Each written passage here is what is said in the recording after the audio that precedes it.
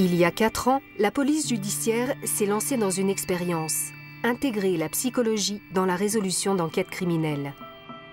Alors qu'aux États-Unis, des profilers participent depuis longtemps aux investigations en apportant un éclairage sur les profils des auteurs, aucun équivalent n'existait dans la police française. Le premier psychocriminologue de la PJ s'appelle Florent Gatérias.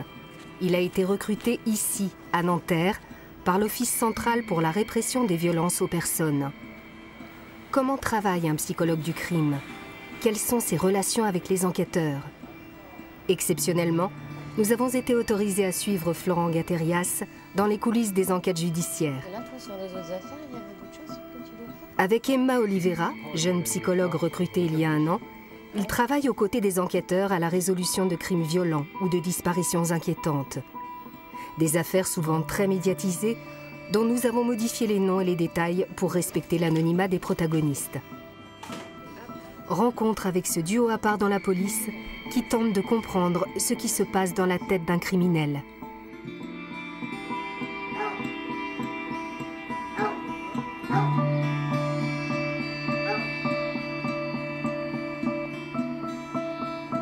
L'Office vient d'être saisi d'une enquête suite à la disparition d'une petite fille de 5 ans.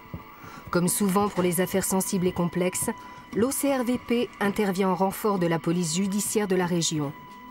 Réunion dans le bureau du commissaire avec les enquêteurs en charge de l'affaire et les analystes, Florent, Emma, et la responsable de l'analyse criminelle, Laurence Salagnac.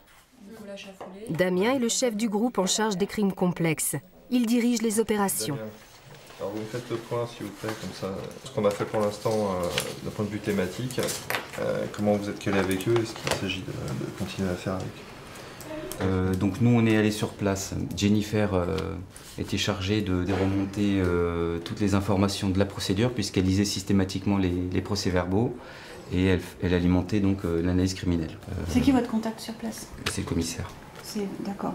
Il y avait environ 60-70 témoins. Ouais. Sur le parc. Enfin, c'est vraiment toutes les personnes, parc et à bord du parc. Il n'y a aucun témoignage qui ne fait état de la présence de la fillette dans le parc. Voilà. Bon, à noter que 4 portraits robots ont été réalisés, enfin 3 dans le parc, de gens qui étaient un peu bizarres, un peu... Voilà. Donc ils avaient également fait des recherches auprès des gardiens de l'école, etc. Bon, je pense que c'était la demande du magistrat puisqu'il a un peu insisté sur ce point. Il s'avère que ce ne sont que des femmes. Et donc, ils ont écarté aussitôt. Pourquoi? Oui, c'est vrai. Parce que c'est pas forcément une piste pédophile, hein. Ça peut être quelqu'un mal d'enfant. C'est vrai aussi. À cet âge-là, la piste pédophile n'est pas impossible, mais elle est probablement très faible. C'est vrai, d'accord. Il y a un fait intéressant qu'ils ont eu peu de temps avant qu'on parte, une tentative d'enlèvement aussi la semaine précédente. Donc il y a un signalement de cet individu, il y a une circulaire. Il y a peut-être des matchs à faire avec les éléments qu'on a déjà. Il y a un portrait robot. Donc... Oui, il y a un portrait robot également. Revenez vers moi, aussi. C'est vrai qu'il faut peut-être y aller par priorité. La priorité, c'est la piste familiale, et proche dans la famille nucléaire. Et après, le prédateur ou le kidnappeur ou l'agresseur, c'est... Et après, peut-être partir sur des pistes, on a pensé les pistes religieuses, les pistes... Enfin, c'est quoi en pourcentage, là, les pistes? Là, pourcentage... 80 la famille, 20% de pistes. Alors, parce qu'elle est super jeune, c'est par rapport à son âge à elle, parce qu'elle a 25 ans. Elle a plutôt l'âge d'une enfant qu'on veut s'approprier affectivement. D'accord, une poupée quoi. Plutôt que sexuellement. On veut jouer à la poupée avec elle plutôt que... Voilà. Okay, ça n'empêche pas le prédateur sexuel, mais ça diminue la probabilité. D'accord. Ok.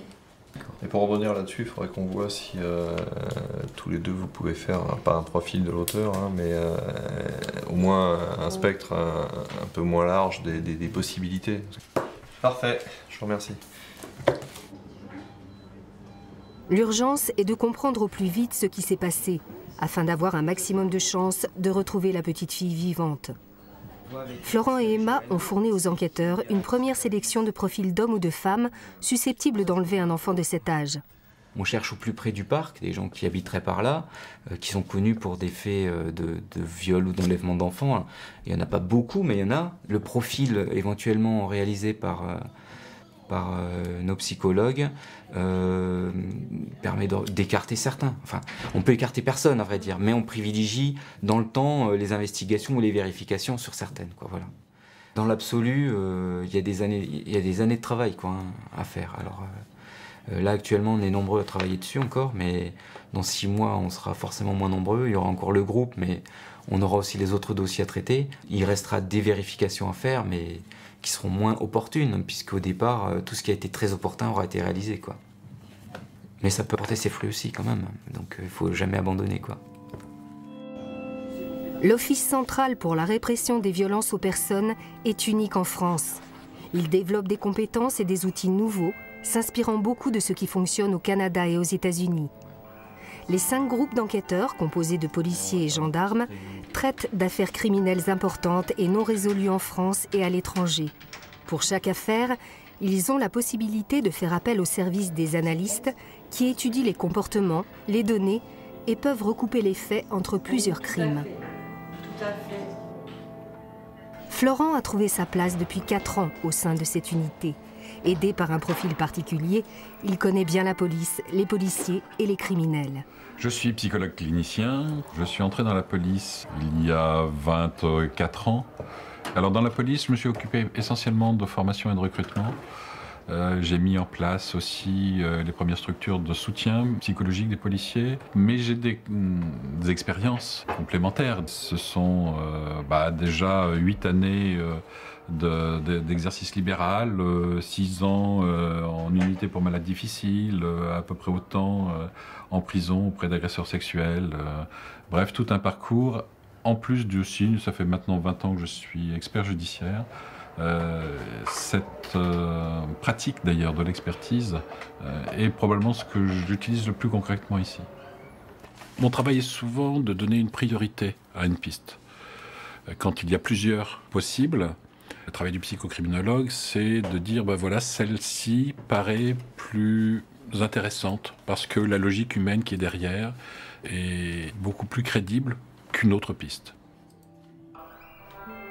Sur quels éléments se base le psychologue pour travailler? Contrairement à l'image du profiler véhiculé par les films américains, Florent n'a pas forcément besoin de se rendre sur les lieux d'un crime. Lorsqu'il est sollicité sur un meurtre violent, c'est de son bureau qu'il sonde et décompose l'affaire. Il se plonge dans les éléments concrets d'enquête, les procès-verbaux, rapports du médecin légiste et photographies. Les photographies me servent plutôt personnellement à avoir une idée de l'ambiance générale, à avoir une idée de la façon dont l'auteur a pu arriver sur les lieux, a pu partir, les détails précis, notamment effectivement la façon dont la personne a été tuée, peut être précisée par les photos, mais c'est avant tout les policiers qui la font. Ce sont tous ces éléments, représentation filmée ou photos, témoignages des policiers qui ont été sur place et rapports d'autopsie qui permettent de commencer à rentrer dans un dossier. Le cadavre de la vieille dame se trouvait près du hall d'entrée, les pieds en direction de la porte. Le visage était tuméfié, portant des marques de coups autour de l'œil et de la tempe, le crâne brisé en plusieurs endroits.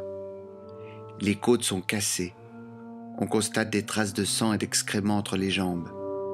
Elle a succombé à un arrêt cardiaque dû à ce qu'elle a subi. Les lieux sont dérangés comme s'ils avaient été fouillés sommairement. Une écharpe de laine est restée sur le sol, peut-être appartenant à l'agresseur. La première démarche a été assez simple, assez classique, c'est-à-dire de pouvoir déterminer comment s'est passé ce crime, si ce crime correspondait à un crime globalement crapuleux ou non. Il y a une grille qui existe, qui est issue d'une grille du FBI, qui permet de voir si le crime est plutôt organisé ou plutôt désorganisé. Ça permet d'avoir cette première photographie de la façon dont la scène s'est déroulée et de l'état psychique de l'individu ayant commis le crime.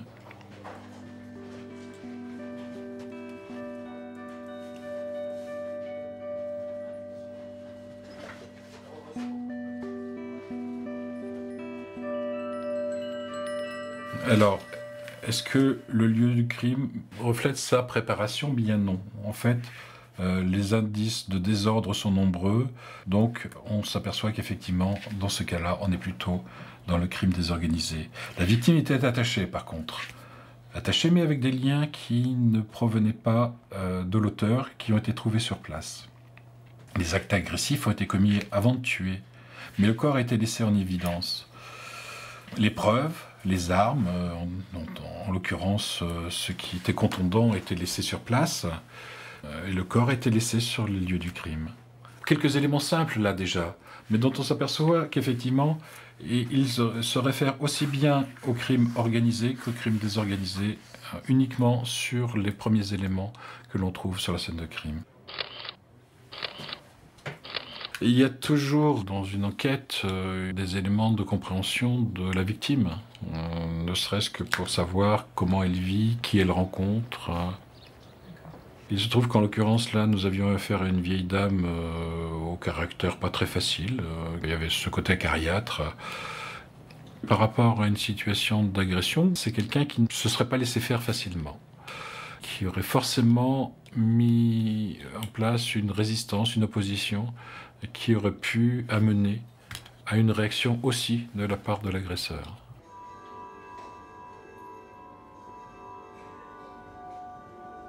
Une scène désorganisée montre un individu au psychisme perturbé, qui n'a pas forcément de problème mental, mais qui a pu être perturbé notamment par la prise de toxiques, l'alcool étant le premier d'entre eux que l'on retrouve dans beaucoup de scènes, beaucoup d'éléments, dans beaucoup de crimes. Avec ces grilles, Florent va reconstituer le fil des événements et proposer son analyse du scénario du meurtre. Il rédige alors le profil le plus pertinent du suspect au vu de la scène de crime. Ce document nourrit ensuite le travail des enquêteurs, commissaires et magistrats concernés par l'affaire. On peut penser à un auteur qui prend des risques modérés. Il agresse la victime chez elle le soir sans prendre de précautions particulières, il oublie même son écharpe. Une victime à bas risque, femme âgée au foyer se trouvant chez elle, sans aucun contact avec le milieu criminel. Ce profil décrit un petit délinquant, cambrioleur d'occasion, cherchant la défonce, ayant un style de vie instable. On imagine très bien une situation avec ce côté crapuleux initial qui dégénère en côté meurtrier parce que la vieille dame ne s'est pas laissée faire. Un peu plus tard, dans les semaines qui ont suivi, le nom d'un suspect était apparu, qui était un jeune délinquant du secteur, connu notamment pour des cambriolages. Et par rapport au profil de cet individu, Florent donc, avait axé son travail d'analyse sur cette personne et en avait conclu que ça collait parfaitement, on va dire, avec l'aspect de la scène de crime, le mode opératoire utilisé, etc. Voilà. Et au final, il s'avérait que c'était bien le bon individu qui a été confondu un peu plus tard par des analyses d'ADN. C'est à l'initiative du commissaire Malon, ancien chef de l'OCRVP, que Florent a été recruté en 2009. Il y avait un vrai challenge. C'est celui de convaincre les enquêteurs de la plus-value que lui-même pouvait apporter à leurs enquêtes. Je pense que je lui ai dressé dès le départ un petit peu le cadre d'emploi, ce à quoi j'entendais qu'il travaille. Et en l'occurrence, donc, apporter dans les enquêtes son point de vue de psychologue. Je pourrais même ajouter qu'au départ, je lui avais dit que moi, ce que j'attendais de lui, c'était de s'engager, de prendre position. Et de ne pas rester, comme j'avais lu parfois, certaines analyses, certaines expertises, peut-être bien que oui, peut-être bien que non, en fait, des conclusions de Normand. L'enjeu est clair, s'intégrer et confronter son analyse à celle des enquêteurs. Florent travaille simultanément sur 3 ou 4 affaires. Si toutes les affaires ne sont pas résolues, la collaboration avec les enquêteurs est positive. Mais s'engager sur chaque profil de criminel n'est pas sans risque. Évidemment qu'on peut se tromper sur un profil, bien sûr. Ceci dit, quand on essaye de faire un travail sérieux, de croiser des données, on avance des choses évidemment uniquement à partir des éléments qu'on a pu recueillir, mais à partir desquels on a une certaine certitude. Ce qui fait que le risque d'erreur est relatif, parce qu'on ne va pas non plus interpréter au-delà d'un certain degré de certitude. S'il n'y a pas suffisamment d'éléments pour faire un profil, ça ne sert à rien de travailler. Ça peut arriver, ça peut arriver.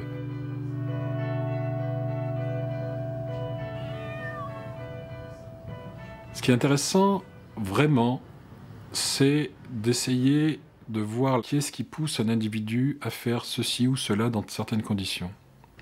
Cette dynamique est liée à un ensemble de facteurs qui sont liés à son histoire personnelle, à sa personnalité, à l'environnement, à la victime elle-même. Un criminel agira différemment en fonction de la réaction de sa victime.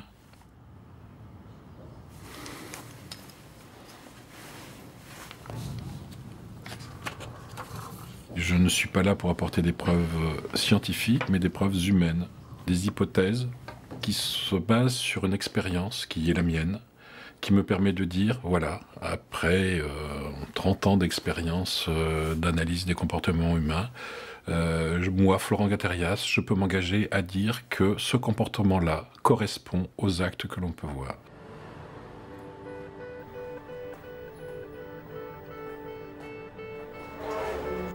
À l'OCRVP, le service évolue. Pour plus d'efficacité et de collaboration, la cellule de Florent se réorganise.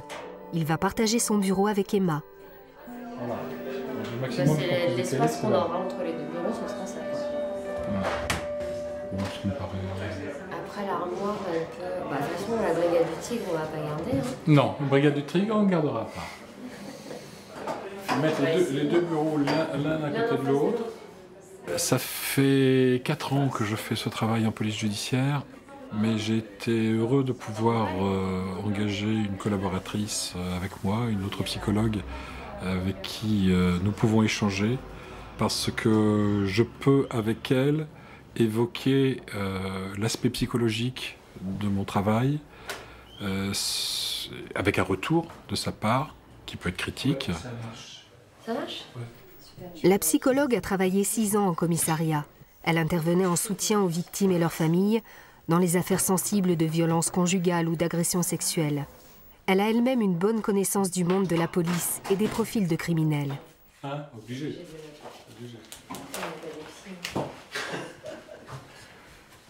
Florent, je l'ai rencontré depuis que j'ai commencé à travailler. En fait, il a fait partie d'un jury de recrutement il y a 7 ans de ça. J'ai eu le poste en commissariat et c'est vrai que j'avais exprimé dès le début mes souhaits à Florent de travailler un jour en criminologie et notamment sur tout ce qui est analyse comportementale. C'était quelque chose qui me plaisait et tous les deux on avait l'espoir qu'un poste, voire 2, se crée un jour dans la police française et ce qui a fini par arriver. Le but de la cellule, c'est d'être à 2 et de pouvoir avoir des visions différentes en fonction de notre parcours, de notre école de pensée à chacun aussi. Je vais déjà te mettre celle du 15 mai, les 2-3 intéressantes. Et après, tu vas voir 2 semaines après. Dans l'enquête sur la petite fille, Florent et Emma doivent émettre rapidement une hypothèse quant aux causes de sa disparition. En l'absence d'éléments tangibles, ils cherchent des recoupements avec des cas similaires. Ils décortiquent toutes les données fournies par les enquêteurs et analystes de l'unité. Ils écoutent des heures d'audition de témoins, regardent les vidéos des caméras de surveillance. Le travail est minutieux, afin de déceler le moindre détail qui permettra l'établissement d'un profil et d'un scénario. On arrive bien sûr à déceler au fur et à mesure de notre expérience professionnelle les gens, puisque ça reste notre matière principale, mais on ne sait pas mettre de mots. Et l'avantage de Florent et d'une collaboration avec Florent, c'est qu'il va mettre des mots sur ce qu'on perçoit.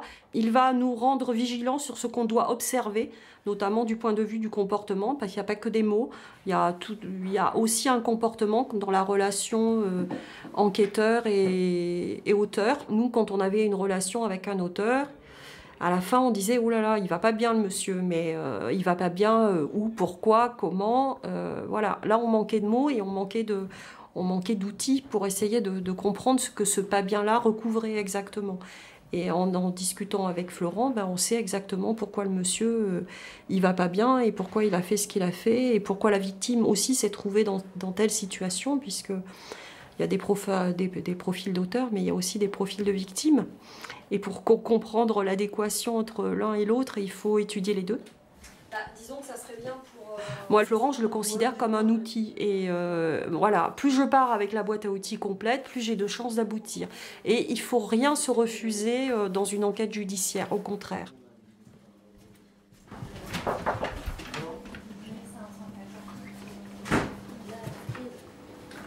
Voilà, il ne vous reste plus qu'à coller. En parallèle du travail des psychologues, les enquêteurs ont rassemblé les données concrètes et les témoignages. Laurence a regroupé tous les faits avérés sur une frise chronologique qui raconte l'emploi du temps de la fillette la semaine avant sa disparition. Elle va de quand à quand, sa frise? Ça commence le lundi et ça va jusqu'au dimanche. C'est vraiment sa dernière semaine.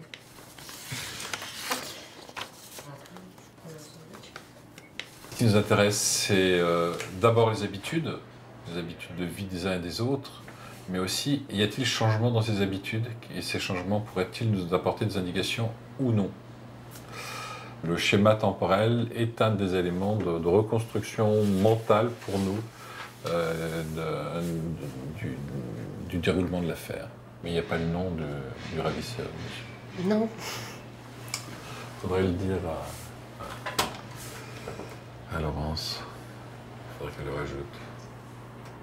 On peut se rendre compte aussi des incohérences qu'il y a pu y avoir entre les témoins, ce que la famille a pu dire, ce qu'on a vu, les vidéos qu'on a récupérées. Donc tu vois que le lundi, elle va à l'école normalement, ils vont faire des courses, ils vont tirer de l'argent, enfin une journée type, lundi, mardi. Je commence peut-être même... Là, on a la dernière journée où elle est vue.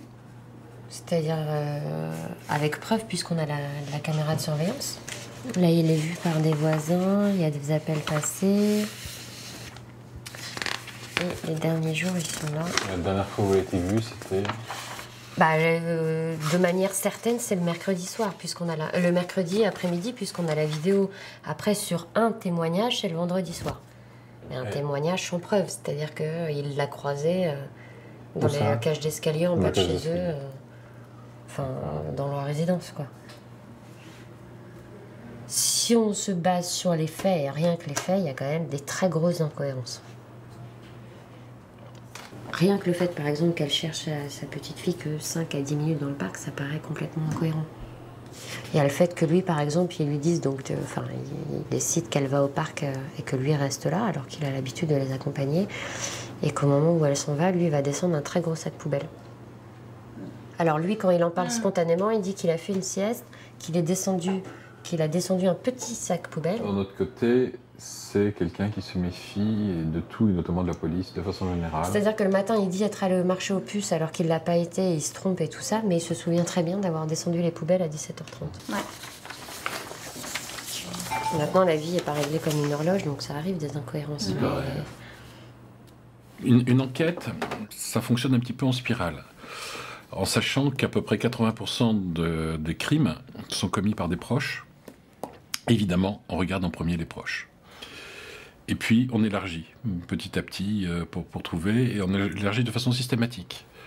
C'est ce côté systématique qui fait que les pistes éventuelles ne sont pas oubliées.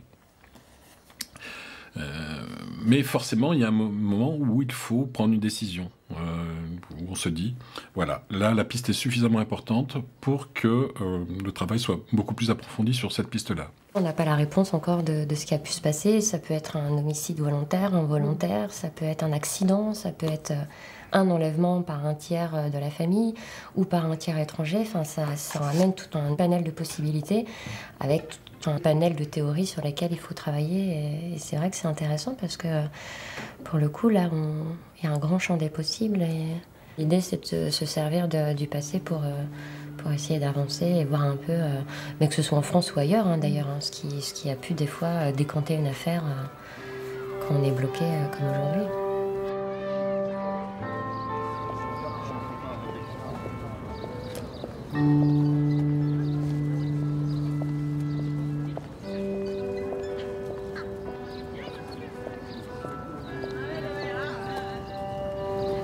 C'est vrai que dresser un profil, tant que ça reste théorique, on se dit que c'est facile, mais quand c'est dans la pratique, la première fois, c'est assez impressionnant. Enfin, on n'est pas dans une science exacte, hein, on ne peut pas dire c'est un homme, il a 40 ans, il est brun et tout ça, donc on reste toujours, on s'implique beaucoup. Les profils, on y reste des heures dessus, à essayer de comprendre qui est l'autre. Si on a juste l'acte, ou la scène de crime ou ce genre de choses, on doit vraiment essayer de s'imprégner de tout ça pour voir qui se cache derrière. Donc après on donne des orientations, on n'est jamais à 100% sûr de ce qu'on avance, mais on se mouille quand même un petit peu, donc c'est vrai que c'est pas facile, surtout les premières fois. Après avec le temps, au fil des profils, on sait un peu comment mieux aider les enquêteurs et essayer de faire des profils les plus précis possibles.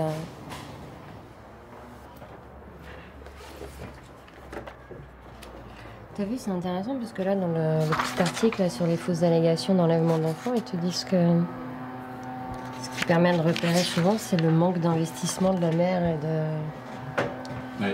et de réaction.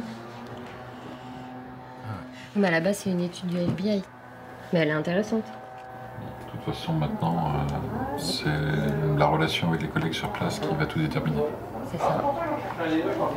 On va voir. Les psychologues se sont fait une idée sur le déroulement des faits. Mais si les enquêteurs abondent dans leur sens, il manque de preuves.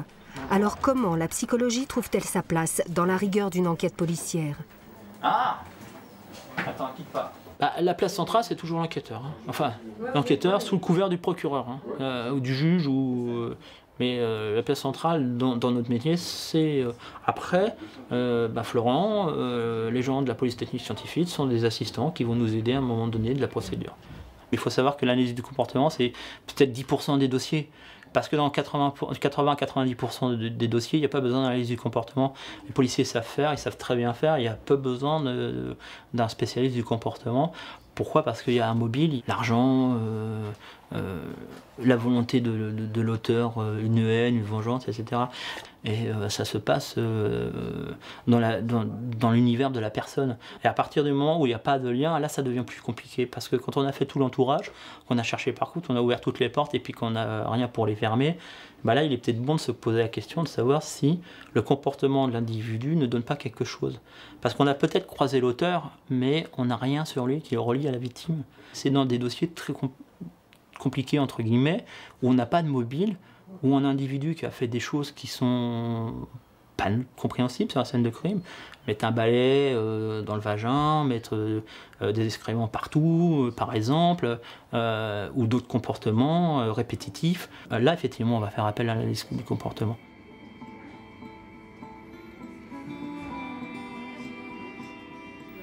L'établissement des profils est un aspect important dans les enquêtes de l'OCRVP. Florent est régulièrement amené à travailler en collaboration avec les enquêteurs sur l'analyse des comportements, comme ici, où Laurence se questionne sur les raisons du changement d'attitude d'un homme accusé d'avoir tué sa femme et sa fille. Quelques heures. Quelques heures. Mais je pense que ça s'est fait en 2 temps. Je pense que tuer sa femme ne lui posait pas forcément de gros problèmes, tellement elle l'agaçait. Non mais... Mais tuer sa fille, il n'a pas fait ça de gaieté de cœur. Voilà. Et il faut que ce soit associé à une sorte de panique. C'est ça. Et à la limite, je ne sais même pas s'il n'a pas tué en faisant pas exprès. Oui. Tu vois ce que je veux dire? Elle veut crier et oula, je lui mets les mains un peu trop fort sur la gorge et effectivement, voilà, tu cries moins et tu respires moins surtout. Voilà. Moi, je pense que ça s'est passé au domicile dans les 2 cas. Parce que, ce qui voudrait dire aussi, c'est qu'il n'est peut-être pas négocié la suite en même temps. Ce qui veut probablement dire qu'il n'a pas fait n'importe quoi du corps de sa fille. Encore une fois, la mère, je ne sais pas. Par contre, ce que je ne comprends pas, et là c'est manifeste, il y a un changement d'attitude dans le gars, mais qui est...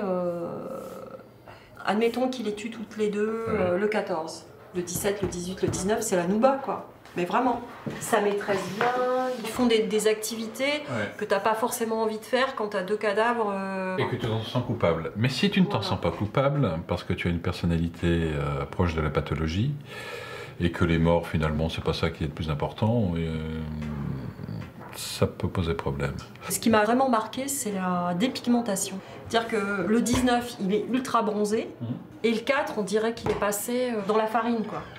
Oui, bah oui, c'est une vasoconstriction liée à un stress qui peut faire les deux. En fonction des stress, ça peut faire soit vasodilatation, soit vasoconstriction. Et effectivement, ça peut donner comme ça le teint blafard. D'accord, ok. C'est la mort de la fille qui fait tout craquer, parce que ça, c'est insupportable.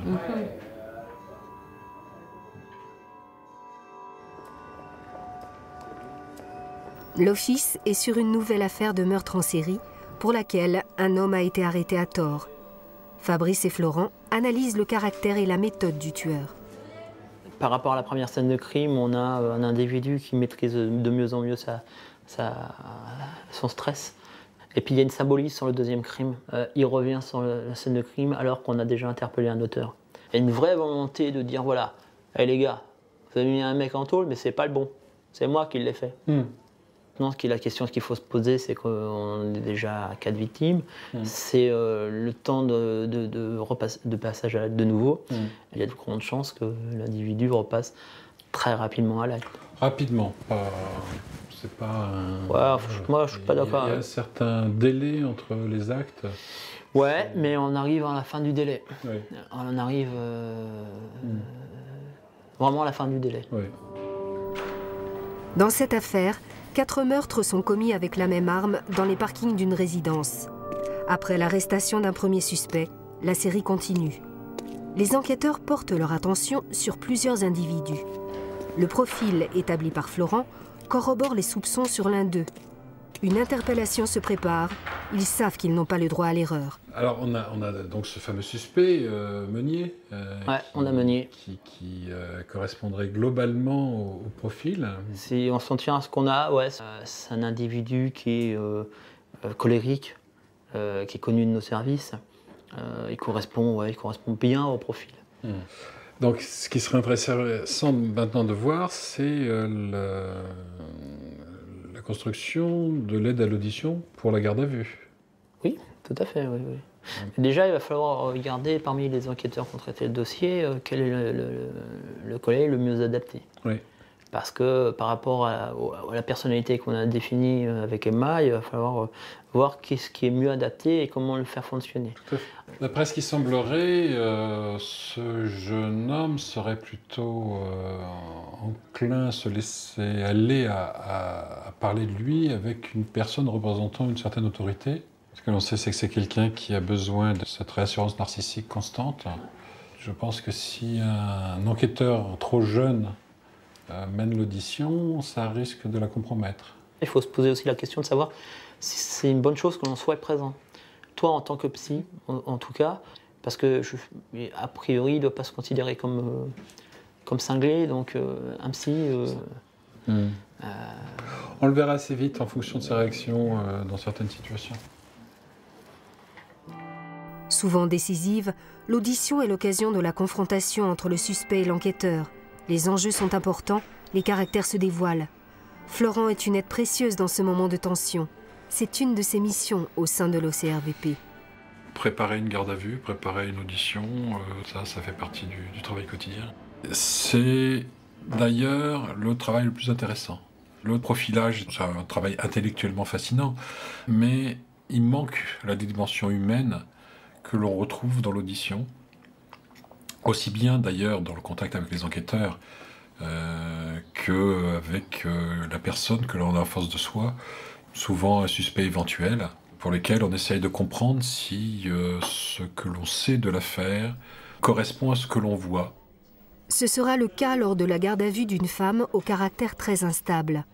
C'est la capitaine de police du groupe en charge des disparitions criminelles qui a mené l'audition. Intervenant souvent dans des affaires sensibles, elle souhaite garder l'anonymat. On est parti sur une garde à vue qui s'annonçait un peu compliquée, surtout longue. Et donc au bout de 2-3 heures d'audition, où cette dame est partie dans des délires absolument incroyables. Évidemment, j'ai vu très rapidement qu'elle avait de graves problèmes psychopathologiques. Et là, on se sent démuni parce que la psychopatho, voilà, c'est pas notre spécialité. Et donc, Florence est entretenue à peu près une demi-heure avec cette Sabrina. J'ai pu la voir en tête-à-tête, ce qui était ce qu'on ne peut pas toujours faire en fonction du timing que l'on peut avoir. Et mon interrogation à ce moment-là, c'était de savoir à quel point elle pouvait être ou non délirante. Parce que si elle était totalement délirante, à ce moment-là, aucune audition n'aurait pu se faire. Et si elle pouvait être en relation avec la réalité et avec les enquêteurs, là, à ce moment-là, on pouvait. Et c'était un petit peu ma conclusion au bout d'un certain temps, c'est-à-dire qu'à chaque délire de sa part, en tout cas ce qui pouvait apparaître comme tel, il suffisait de l'arrêter pour qu'elle reprenne contact avec la réalité et qu'elle soit bien dans le contact direct. Ce qui permettait de faire une audition réelle. Sabrina, 65 ans, est suspectée d'avoir tué 2 hommes en l'espace de quelques mois. Un corps a été retrouvé découpé et réparti dans des sacs poubelles dans une forêt. Le second reste introuvable.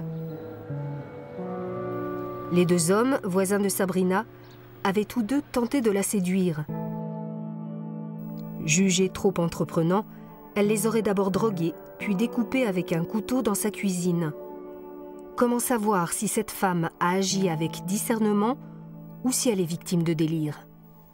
Ce qui est intéressant dans l'aspect psychologique, c'est d'abord de comprendre Sabrina.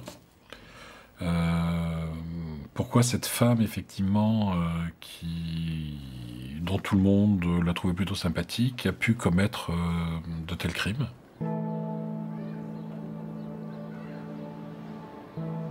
Ça s'explique par des éléments de personnalité qui se sont construits tout au long de sa vie, qui permettent de comprendre, pas de justifier bien sûr, mais de comprendre, notamment par une enfance caractérisée par des abandons familiaux, par une maltraitance, notamment de la part de sa belle-mère. Ça a été une enfance assez difficile, qui l'ont amené plus tard à se prostituer. Et le mari qu'elle a trouvé lui a permis de se sortir de tout ça. Elle a eu énormément d'admiration pour lui, d'autant plus que visiblement il lui a permis de trouver une stabilité très importante. À tel point que quand il est mort, de mort naturelle, il n'y a aucun doute là-dessus, sa vie en a été totalement bouleversée. Quelques années après, plus de 10 ans après, elle s'est dit « mais pourquoi pas refaire ma vie ?» Or, il y avait un stade pour elle impossible à franchir, qui était notamment celui de la sexualité et du regard qu'elle pouvait supposer de son mari mort.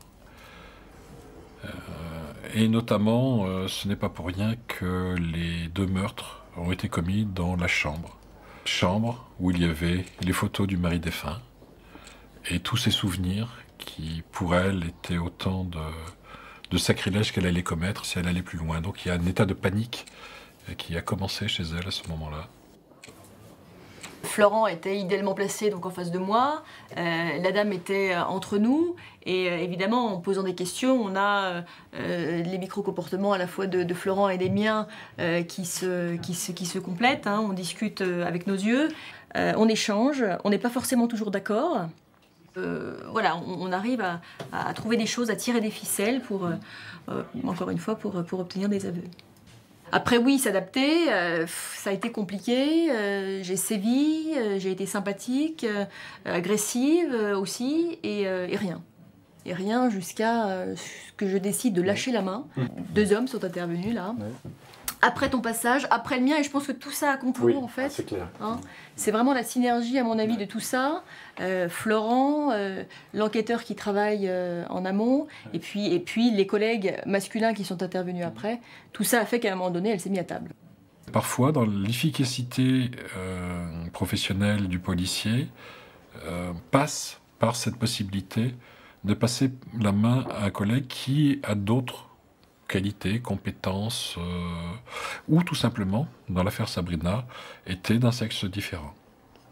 parce que ça impliquait une relation différente et qui, on l'a vu, a permis justement ce lâcher-prise, ce début de confiance accordée qui lui a permis de parler et de dire les choses simplement. Le rapport que je peux avoir avec les personnalités criminelles, tant que c'est sur dossier, bon, ça reste extrêmement intellectuel.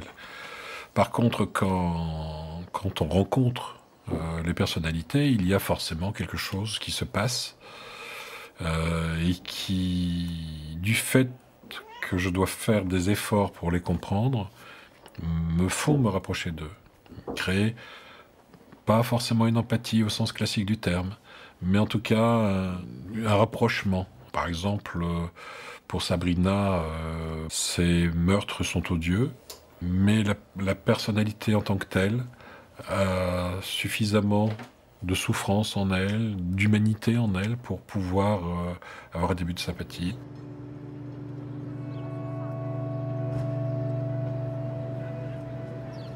Je pense que c'est important dans nos métiers de pouvoir voir l'être humain derrière. On n'est pas là pour les... Nous, on n'est pas là pour les juger, on n'est même pas là pour les arrêter, quelque part.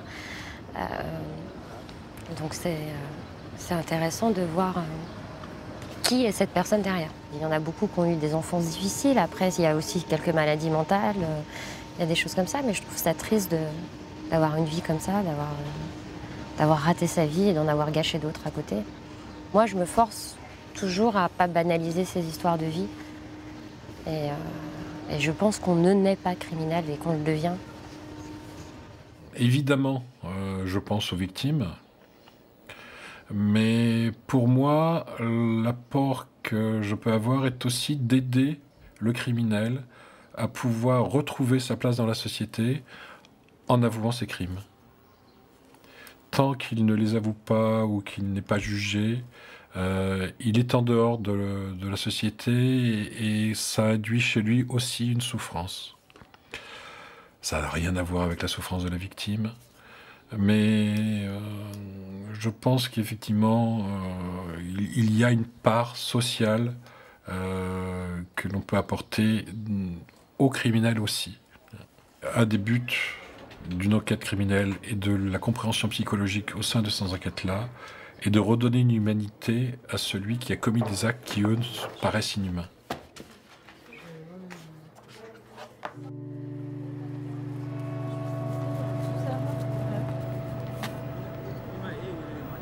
La petite fille est toujours portée disparue. Le temps passe et aucun indice n'est assez probant pour valider une piste. À la demande du magistrat, Emma s'est rendue sur les lieux de la disparition avec les enquêteurs de l'OCRVP. La maman est venue pour des prélèvements ADN. Et puis c'est vrai qu'elle allait quand même très mal, comme elle a vu que j'étais psychologue et tout ça, donc elle a exprimé le besoin qu'on se voit. Donc je l'ai vue, oui c'est ça, 45-50 minutes. Et suite à ça, il y avait un rendez-vous chez le juge. L'idée c'était un peu de voir un peu toutes les pistes, selon mon avis, vers lesquelles il fallait s'orienter en premier. Et faire aussi le profil de la petite, voir qui était cette petite fille et est-ce qu'elle était susceptible de se faire enlever plus facilement qu'une autre. Alors qu'est-ce que tu en penses du profil de cette petite? Après le profil, les éléments qu'on a, c'est les témoignages qu'on a un petit peu au niveau de l'école, sa mère qui en parle, et ça a l'air d'être une petite fille très sociable, qui n'a pas peur de l'inconnu. Une ou deux fois, elle avait échappé déjà à la vigilance de sa mère, et il l'avait retrouvée avec des SDF en train de faire des bisous sur les joues, tout ça, donc elle n'a pas peur de l'inconnu, qu'il soit de sexe masculin ou féminin. Donc si elle rencontre un monsieur, il suffit qu'il ait une petite poupée ou un petit chien ou je sais pas, qui puisse attirer la petite fille et qui discute, je pense qu'il n'aurait même pas besoin d'être violent. Il y avait quelque chose d'intéressant dans les relations entre la mère et le beau-père, d'un rapport de domination qui pourrait... Lui a tendance à avoir pas mal d'emprise, mais parce que cette jeune femme, elle est... on sent qu'elle est un peu dépendante affectivement. Quand elle rencontre un homme, ses sentiments tout de suite rentrent en ébullition. Elle est très attachée. Je pense qu'elle a peur de la solitude, elle a peur d'être seule. Après, c'est vrai qu'au niveau du profil du beau-père, on est dans un profil particulier quand même. Il est connu des services de police. Donc c'est quelqu'un, en tout cas à première vue, de ce qu'on a comme élément, d'impulsif, un peu macho, possessif, avec une sorte d'intolérance à la frustration, donc ce qui vient justifier les violences. En même temps, c'est quelqu'un qui est très doux et qui l'appelle mon amour et qui est très prévenant et qui lui dit qu'elle n'hésite pas à s'acheter un petit gâteau pour aller mieux. Donc il y a un peu ce double mouvement d'amour, possession et de violence derrière. Donc si ce monsieur était responsable, on peut imaginer qu'elle le couvrirait aussi, de peur de le perdre. Les psychologues font un bilan avec Sophie Robert qui supervise l'enquête. Sans éléments nouveaux, leur travail sur cette disparition est terminé. Donc vous, du contact avec le magistrat, parce qu'Emma a eu contact avec le magistrat. Donc dans un premier temps, qu'est-ce qu'il vous a demandé de faire sur ce dossier? Il voulait avoir un avis pareil sur les probabilités, si on était plus sur la piste familiale ou du kidnappeur, prédateur sexuel. Là, ça fait déjà pratiquement un mois. Oui. Alors, dans la piste familiale, ça, vous avez une tendance à voir si elle peut être toujours vivante ou si elle peut être morte? Pour moi, si on reste dans la piste familiale, c'est l'hypothèse de l'accident qui me paraît la plus évidente. Donc, elle serait plutôt morte. D'accord. L'accident maquillé ensuite en disparition. Alors après, la difficulté de la piste affective, c'est qu'une petite fille de 5 ans qui apparaît dans l'univers de quelqu'un, ça ne passe pas inaperçu et il y a forcément une tierce personne qui s'en rend compte. Qui s'en rend compte, sauf si la personne vit d'une façon marginale. Oui, mais alors il faut être complètement coupé du monde parce qu'une petite fille de 5 ans qui arrive du jour au lendemain... S'il l'enferme dans sa ou en cave. itinérance. Et puis derrière, ça s'organise parce qu'une enfant de 5 ans, c'est scolarisé, ça a besoin d'aller chez le médecin. Uniquement quand elle est malade. Tant qu'elle n'est pas malade, il n'y a pas besoin d'aller chez le médecin. Oui, c'est pareil pour la scolarité. Tant qu'on est en train de bouger, personne ne s'inquiétera de savoir. Sauf si l'enfant est présent sur un même lieu pendant un certain temps. À ce moment-là, on se posera des questions. Et juste une piste, si on met de la sexualité de côté, sans vouloir la violer, mais juste la tuer. Comme ça, c'est déjà vu. Pas forcément en France, mais ça existe. Oui, mais pour moi, là, on est à un niveau de probabilité qui est tellement bas. Plus ça va et plus ça descend. La rencontre hasardeuse avec un tueur qui n'a d'autre but que de tuer est tellement faible que... Et puis en même temps, ce n'est plus une urgence. Autant les autres, et notamment les pistes des enlèvements, aussi bien affectives que pédophiles, restent une urgence parce qu'on sait qu'on pourra la retrouver. Autant si c'est la piste d'un tueur, l'urgence est moins forte. Parce qu'elle est déjà morte, c'est ça? Oui. Ouais. Je n'ai jamais été confronté à une enquête ou une affaire dont les faits me touchent personnellement. Même indirectement, même symboliquement. Et ça peut arriver, bien sûr. J'imagine que si un jour une enquête se produisait avec une victime qui, d'une façon ou d'une autre, m'évoquait ma fille, j'aurais plus de mal à agir. Bon, mais le fait de le savoir permet soit de se retirer, soit d'essayer de s'adapter à la situation. Pour se protéger, déjà en tant que psychologue, sans parler de criminologie, on nous apprend très rapidement à la fac que c'est intéressant déjà de travailler sur soi, donc de faire une analyse. Moi, ça a été mon cas, je l'ai fait pendant 5 ans, je l'ai arrêté pour diverses raisons, je pense que je la reprendrai plus tard. Mais déjà pour avoir un niveau personnel, avoir une connaissance de soi plus globale et pouvoir appréhender les choses de manière plus facile.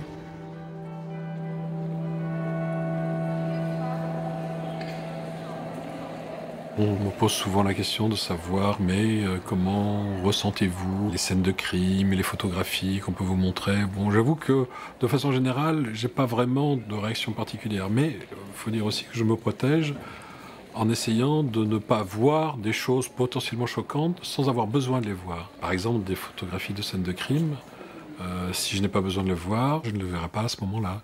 Je verrai pas. Et pareil, pour des films, par exemple, si une caméra de surveillance a filmé quelque chose de particulièrement violent, je peux différencier le son de l'image pour me protéger. Ça fait partie des petites astuces que je mets en place. J'estime que je n'ai pas besoin de me perturber plus que nécessaire. Je crois aussi que c'est un métier qu'il ne faut pas faire trop jeune. Être plongé comme ça dans ce qu'il y a d'un petit peu noir dans l'humain, si on n'a pas déjà vu ce qu'il y a de beau aussi, ça peut avoir une influence négative. Et j'avoue que moi, c'est pas parce que je vois des crimes que je considère que l'humanité pose problème, loin de là.